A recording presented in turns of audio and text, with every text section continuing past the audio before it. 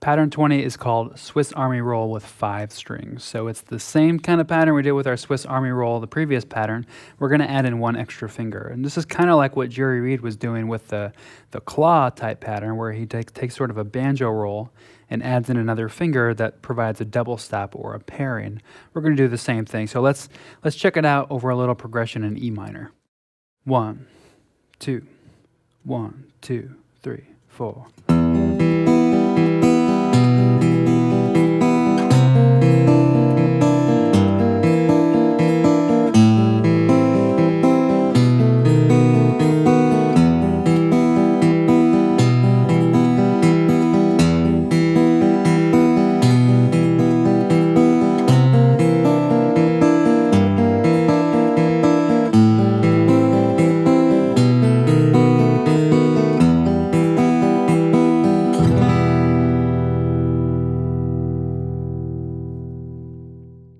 Let's start with an E minor chord, and the root is on the 6th string here. This is an example, even though it's sort of a banjo roll. Before, when we did the banjo rolls, we weren't too concerned with what string the root is on.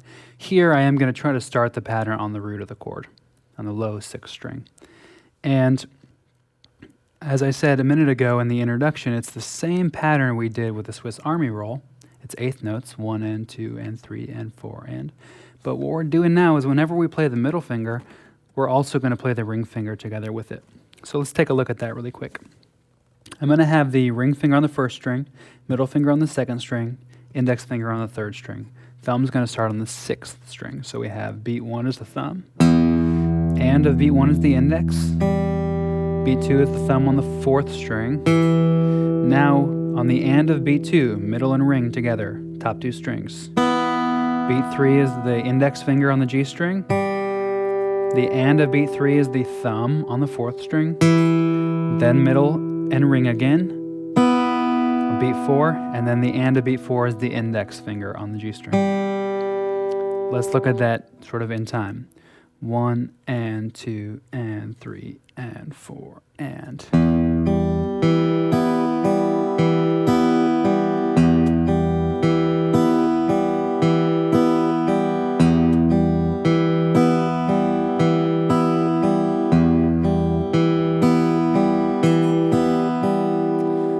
So nice straight 8th notes, and I just really like the sound of this pattern with that double stop on the top 2 strings, the pairing of the fingers.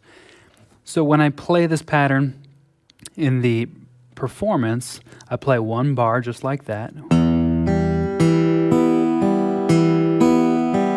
the 2nd bar is almost identical. I just choose to start on the 5th string for a little variation in the bass.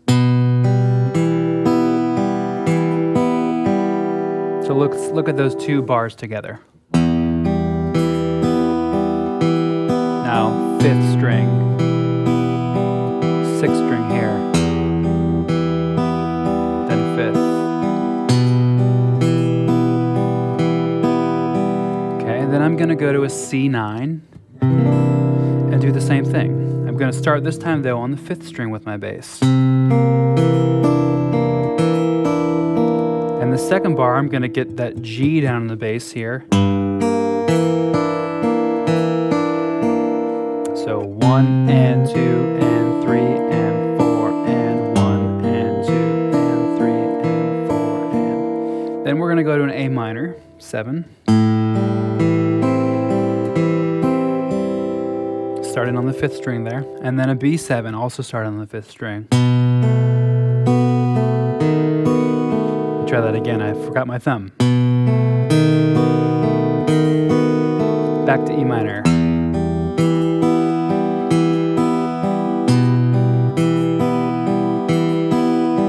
Okay, so that's the progression.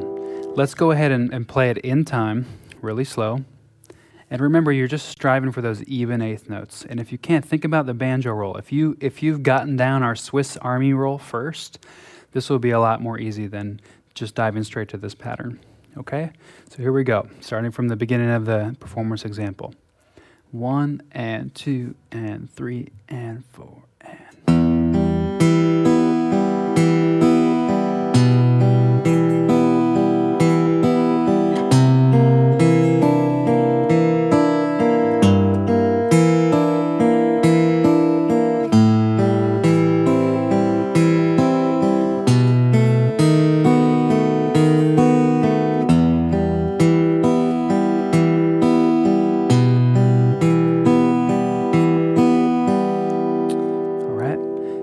encourage you to try, maybe set yourself up on different sets of strings, try different chords. The thing about these patterns is you really want to get them down with one chord and then just experiment. Try them in songs you already know. For me, the patterns have led to a way to write some cool pieces and some cool passages in songs by just experimenting some. So don't be afraid to dig in there, try some chord progressions you like, and have fun with the Swiss Army roll on 5 strings.